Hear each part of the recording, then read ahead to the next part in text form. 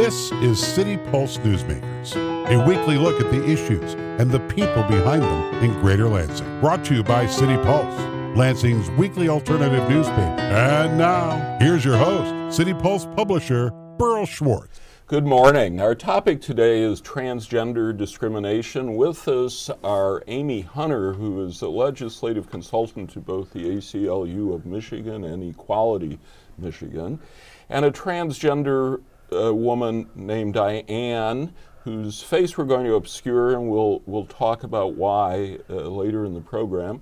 And Todd Haywood, the reporter for City Pulse, who just reported on an incident involving the CATA bus station downtown. Todd, would you like to sum up that story for us? Sure. What I heard was about Diane being denied some access to bathrooms in some very strange ways, and when we looked into it, we found that the human rights ordinance that was put in place in 2006 didn't trigger the way it should have. And Amy Hunter, how common is discrimination against trans people? It's very common, unfortunately, and it's one of the reasons why we need to make sure that the human rights ordinances and non-discrimination ordinances that we have in, I believe it's 37 localities across the state, that they are implemented properly. We're seeing more and more of it as kind of the marriage equality debate begins to wind down. The transgender community is an easy political target. And so we're seeing more and more discrimination as the narrative shifts to demonizing the transgender community. Diane, tell us, if you would, flesh out the incident, kind of walk us through it. Okay. I had started using, I had been using CATA for 3 weeks before the incident happened without any issues. And the only reason that became an issue was for the day that I was out and I thought one of my prosthetics fell out, and I panicked. I didn't know what to do. It was like something of me that just, it's not where it should be. And the first thing I did is I went to, I wanted to go to the CATA people, the customer service, and I wanted to tell them that I may have lost it on the bus. And the reason for that was I was afraid of somebody else finding it. And the only reason, because these days people, they find fingers and stuff like that at places, and they, just are horrible. And I just wanted them to know where it came from, not so that they would know if they did find it, that, And so it didn't go well from there. What happened? I told the lady in the, they've got a little, it's entirely surrounded with glass, and they've got a little thing at the bottom where they pan your passes and stuff through, your money, and you speak with them through a microphone. That's the only way they have. So I went to her to tell her, and I said I lost my, I didn't use what I should have said, but I said my prosthetic, and I say what I said. Mm-hmm. Okay. I said that I lost my breast form, and I was worried. I didn't know what to do, and I was crying. And then I asked if there was a room I could go into where I could check to see if it's just somewhere within my clothing, or if I did lose it. And she went and got a security guard, and the security guard asked me what was wrong, and I told her the same thing.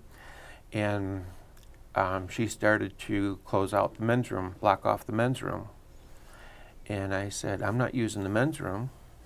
And she says, well, I can't let you use the women's room. And, it continued with, I didn't say nothing back to her. I let her talk. And she just carried on about the bathroom issue. So I walked away from her.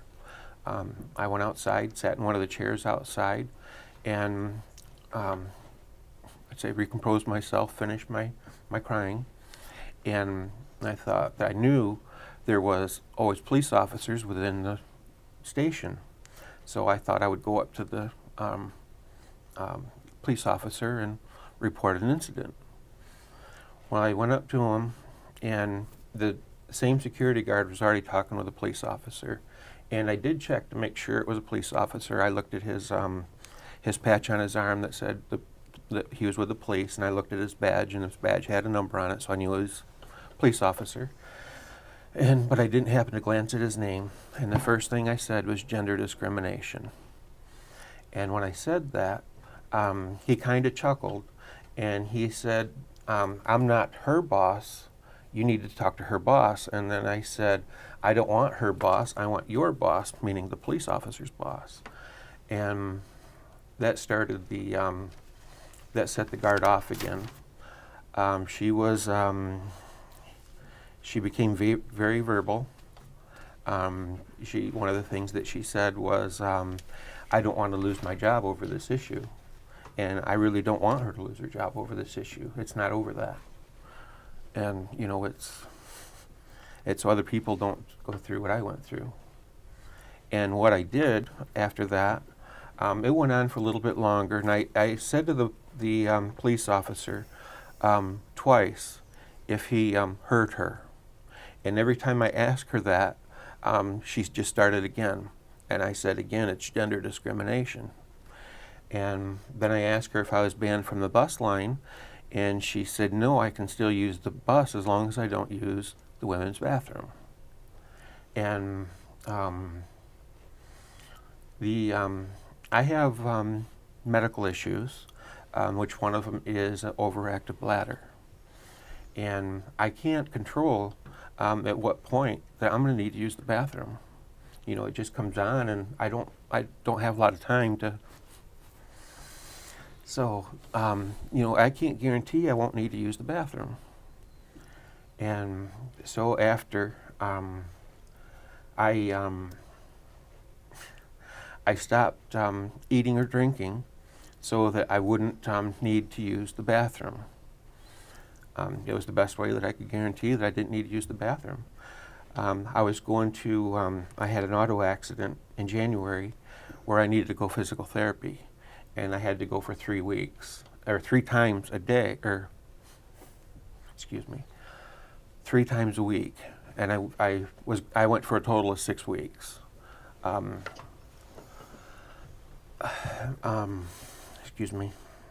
So when I did need to use the bathroom, I did ask. I started asking, is it okay to use the bathroom? No. I'll call somebody to clear it. And that's the way it was until I got a hold of... This was at the medical facility where you're doing the therapy? No, this was at CATA. At CATA? That was all at CATA after I left. I had no issues at the facility. Okay. Good. It was just a CATA. And, I was denied on several occasions, but, a lot of days where I wasn't eating or drinking because of it. Mm. How did this make you feel? To start with, horrible. Like I was a lower class citizen, really. And I was, at the time, and I was thinking back, and I was thinking back to the days before segregation. And I was thinking I was being treated very similar to what happened back then, being separated. Now, at the CATA bus station, I just want to clarify, was it a security guard or a Lansing police officer? It was entirely with the security guard. Security guard. The police officer, he thought it was funny and kept chuckling while she kept doing her, went on her rant. I did say gender discrimination on, I think I said a total of 2, maybe 3 times. But I did keep asking him, did you hear what she said? Did you hear that? And he kept saying, yes, I heard that, because I wanted to make sure he heard it. Amy, is it gender discrimination under the law in Lansing? What it is it's discrimination against a transgender person who, and let's be clear, there is no law on the books in the state of Michigan that segregates transgender people from public facilities. These non-discrimination ordinances are in place to make sure that there is a mechanism to address situations that happen like what happened to Diane. Just listening to Diane's story, and we've spoken a couple of times, you know, what a humiliating experience that because Diane may not fit a stereotype of what someone would expect a quote woman to look like, she was singled out to be treated differently. And in that regard, yes, it's discrimination. The policy that is in place in the city of Lansing should prevent that. And what we saw was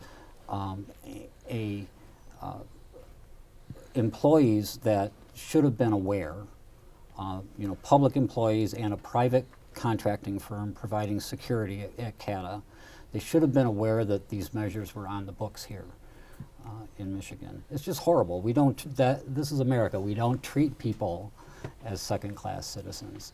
Diane's gender identity is what should control what bathroom she uses. She shouldn't have to ask which bathroom. Diane, tell us the rest now. You called CATA, and what was the response?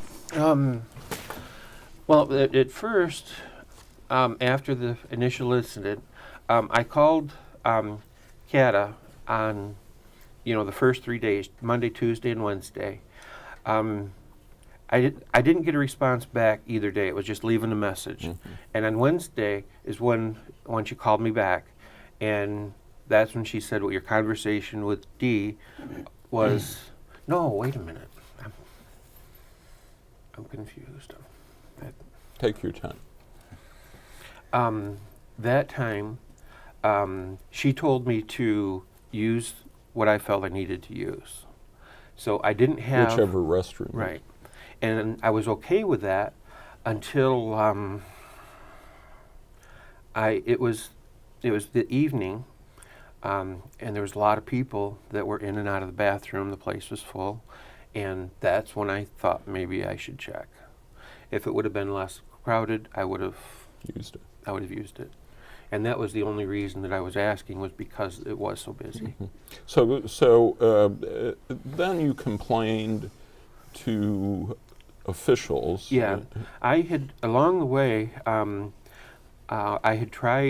did a series of phone calls. The first one I made was a city mayor's office, and I was just pushed down the line, call the attorney. The city attorney told me to call the prosecuting attorney. And the prosecuting attorney told me to, at first they said to hire a lawyer and fight it in the courts, file a suit. I said, I don't have a lawyer, I can't afford to do that. And I said, well, what am I supposed to do? Get arrested and fight it in courts? And then she said, yes, that's what you need to do.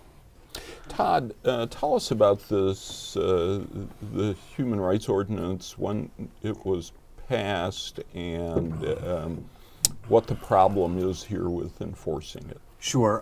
It was passed in 2006, and for a decade, remember, we passed it originally in 1996, and voters actually rescinded that ordinance.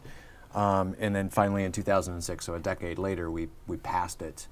And the mechanism is supposed to be when somebody calls a city official and says, I have this case of discrimination that fits into the Human Rights Ordinance, they should be immediately sent to the Human Relations and Community Services Department to file a complaint. That's where the complaints get filed, that's where they get dealt with, and that didn't happen in this case. Now the mayor's office, Randy Handon, tells us that the intern at the mayor's office handled the case correctly by referring it to the city attorney's office.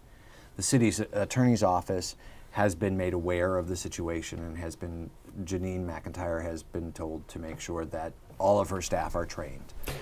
And if there is a silver lining here, it is now, belatedly, that the city attorney's office is better informed on something, of course, you would expect it would have been understood. But also CATA.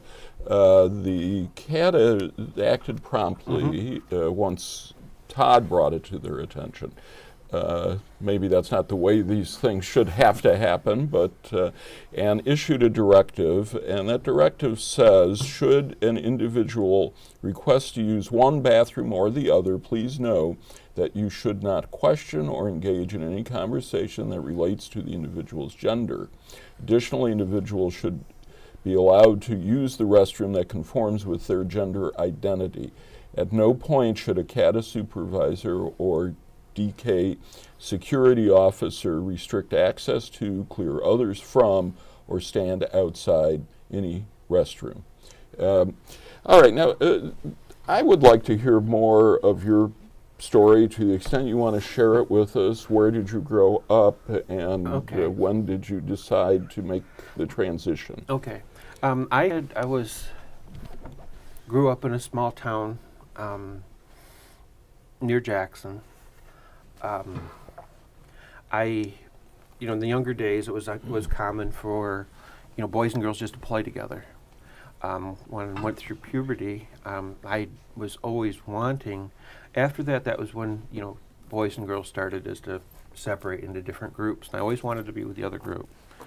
I did what was expected of me. I did sports because my dad wanted me to, and but I always wanted to be what I wasn't. I did what I was supposed to, got married, 3 kids, how the whole works. And that wasn't... May I ask your age? 52. 52. Yeah. Yeah, back in the 70s on into 80s, I couldn't find information. It just wasn't there. And I definitely didn't talk to about anybody. I couldn't tell my parents. I couldn't tell, I didn't tell anybody. I just felt that I had to keep that to myself. And it caused my my first marriage to fail. And I'm remarried. My current wife is somewhat supportive. And how was the rest of your family? My rest of the family is pretty much disowned. Before we were not a real close family, but we would contact. And I talked this issue with my sister a couple of days ago, and that wasn't good. And I talked to her again Tuesday night, and I told her to read the article. And I haven't heard from her after she's read the article. So, that's pretty... Where are you finding support, if anywhere? My wife. From your wife? She's a savior. She can pick me right back up, and I can go again, and she just does that for me. Yeah. I do that for her. Yeah. Amy, is this a fairly typical story? It is, and unfortunately, it is still a fairly typical story. That a lot of us felt that we had to hide who we really were for many, many years. And like Diane, I'm in my mid-50s. Well, you're a spring chicken. I am in my mid-50s, and I knew since I was very, very young. And when I attempted to express who I really felt I was at a very young age, my mother did not react particularly well. And that colored sort of my relationships with pretty much everybody for the rest of my life until I reached a point in my life where I knew I had to become and live my authentic self. I couldn't live those distorted relationships anymore. And what Diane has described and gone through is unfortunately still fairly typical for a lot of trans people. Folks that are not transgender can have, and understandably so, a hard time wrapping their head around someone who wants who very much knows they need to live an authentic life as a gender that they were not assigned at birth. You know, for instance, me, what I know is that I always knew I was a woman. The physicality of my body didn't match what I knew myself to be, who I knew myself to be. And you know, fortunately, Diane has her wife is at least fairly supportive. So you know, that's a great place to start. That you've got somebody who says, you know what, I'm willing to go with this and learn and do that transition with you, because it can be a pretty heavy lift for folks. You know, I'm lucky too. My wife, we've been married 11 years, and she had no idea until I came out to her pretty early on after we got married, and it was a little bit of a shock, but she's stayed with me, and now she's one of the biggest supporters I know of the transgender community.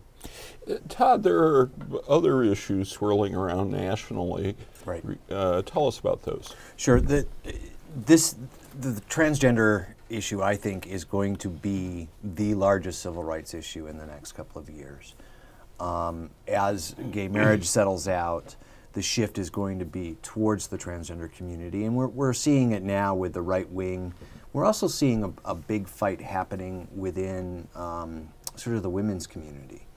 You know, some women have a space called the Michigan Women's Festival, Music Festival up north. It's a 30-year tradition, 40-year tradition. I mean, it's a long-running music festival, and it has a trans exclusionary policy. Trans folks are not welcome at that moment. What is that about? Well, it is a feminist construct about women born women, and that even trans women aren't real women in some minds. That has developed into a fairly radical and aggressive set of feminists, separatist feminists, who are attacking transgender women across the country. Attacking in what sense? Well, there's verbal, there's internet harassment, there's phone harassment. You know, I think Amy may be able to talk a little bit more about the trans exclusionary radical feminists and their strategies. But I know it's getting more and more difficult for trans folks when they deal with this. Amy, tell us more about that.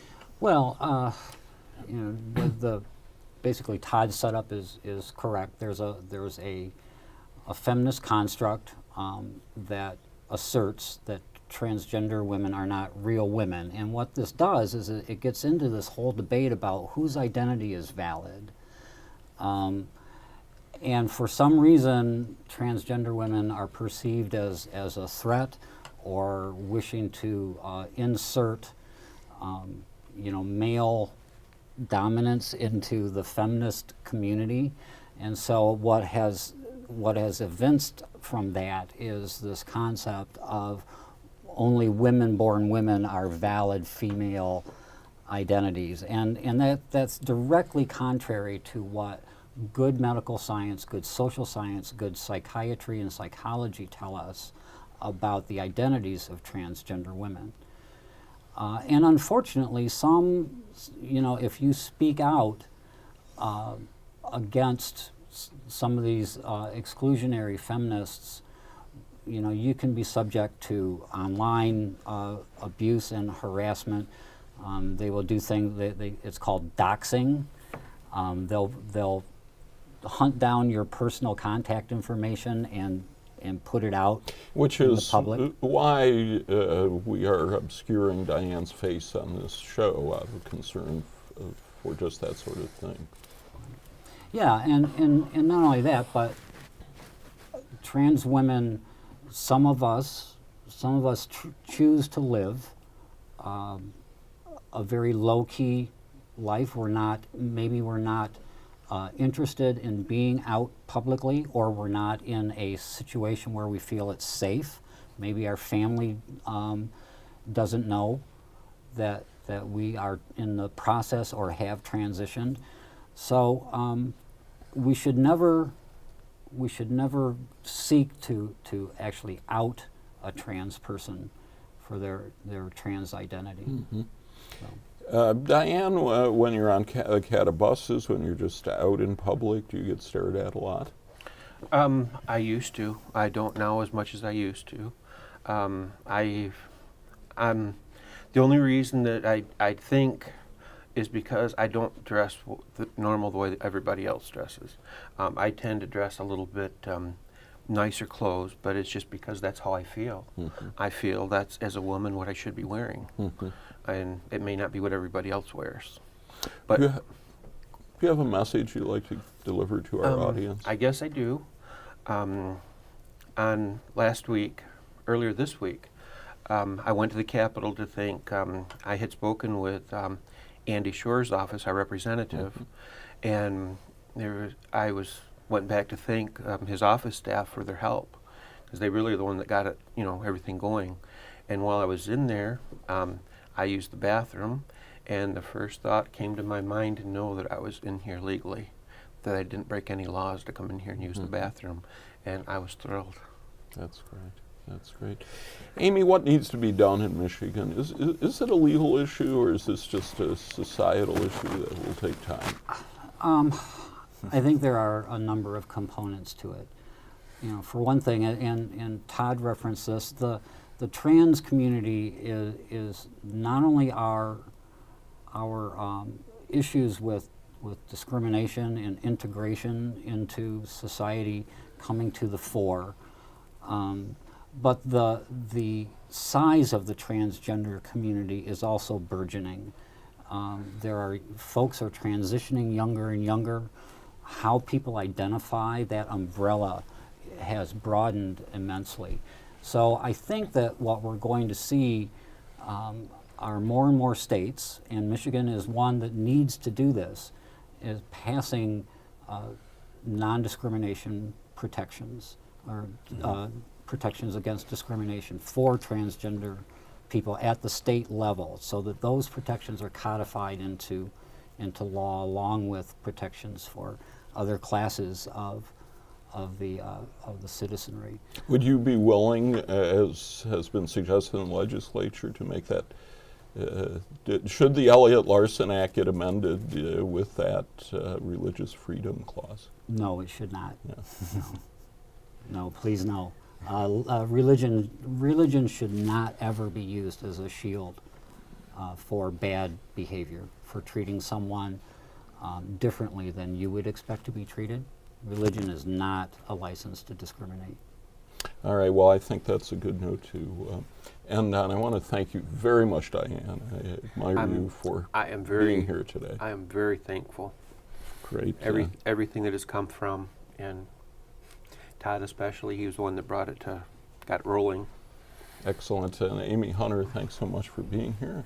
Todd Haywood, as I said last week, we reached out to the Republican Party to get their chairwoman here, but so far they haven't returned my call. See you next week.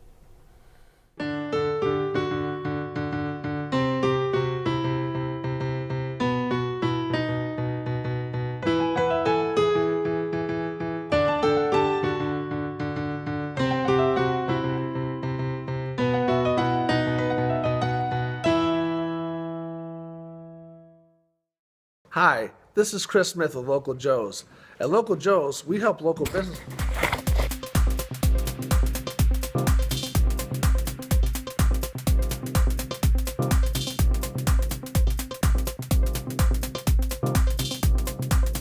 Hi, this is Chris Smith with Local Joe's.